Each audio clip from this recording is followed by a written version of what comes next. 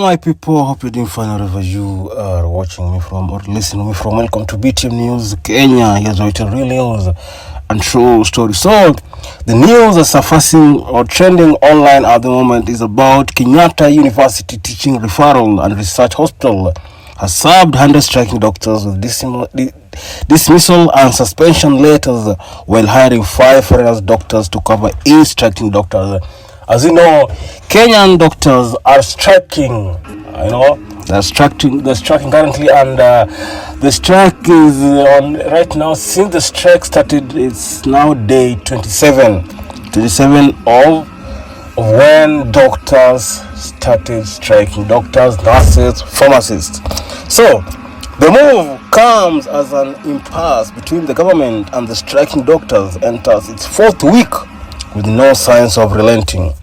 The facility has enlisted the services of 4 oncologists from Ethiopia, Malawi, and Tanzania, allowing some critical services to resume.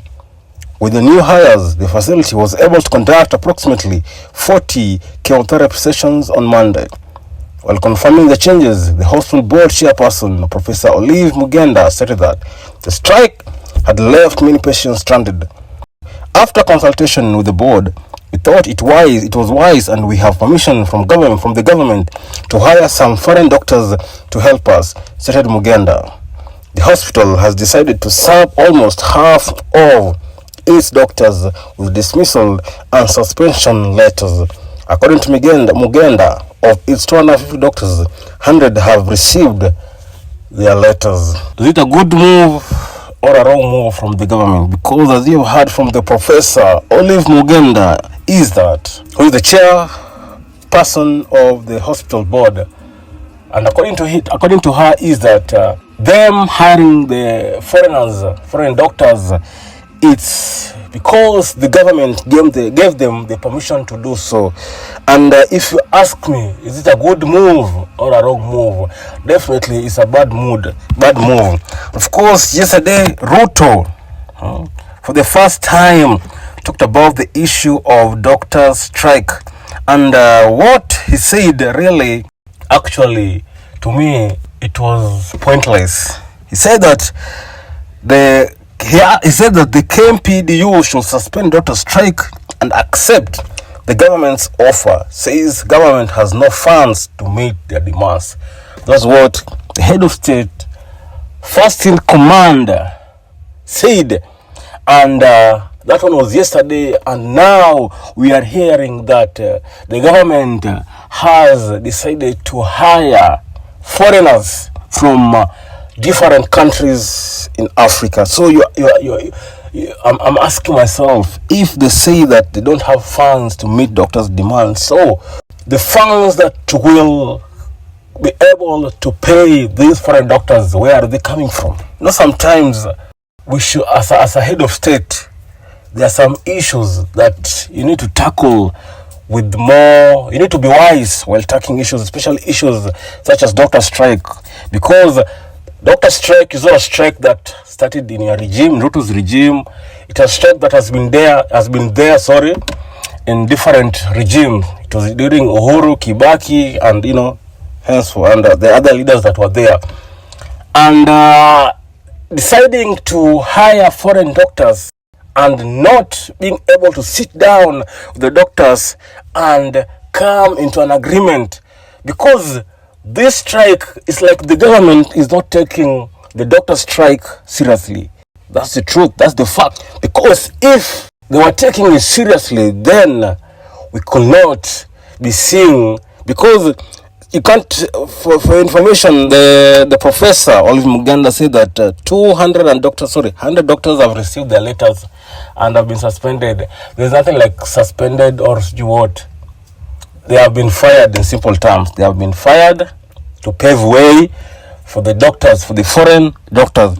And one thing people should understand, most people are saying that the doctors want salary increment. It's not about salary increment. And even the Secretary General of KMPDU, Dr. Davji Atela, said that they just demand, among the things that they're demanding is the posting of interns and implementation of the 2017 collective bargaining agreement.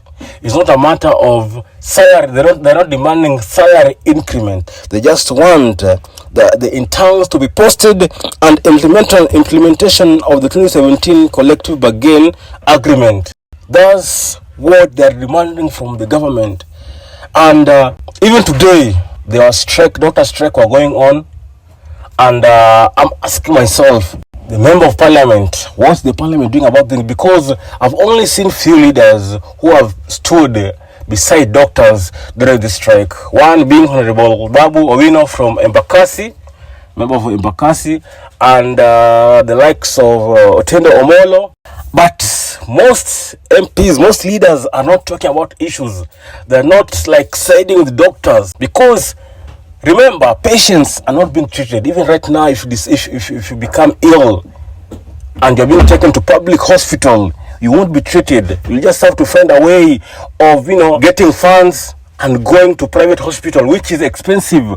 With how situation is right now, with how things are hard in our country, most Kenyans cannot afford to go and treat themselves in private hospitals, even abroad. So I think hiring foreigners, firing our doctors is just, it's just making things to be more worse. And instead of the president and the CS of health, Nakumicha, to sit down, doctors, and try to come into agreement, and maybe they might convince them not to lower their tools down and get back to work, but instead they're going to hire foreign doctors. So this will be one of the longest doctor strike to be witnessed in Kenya, if things will not be taken serious, if the doctor strike will not be taken seriously. So that was a stupid move from the government. A very stupid move from the government to to bring in foreign doctors while not being able to meet the demands our doctors, our Kenyan doctors. So one thing I'll tell the doctors is, don't stop what you're doing. Continue to strike until your demands will or shall be met. That's what I can tell you.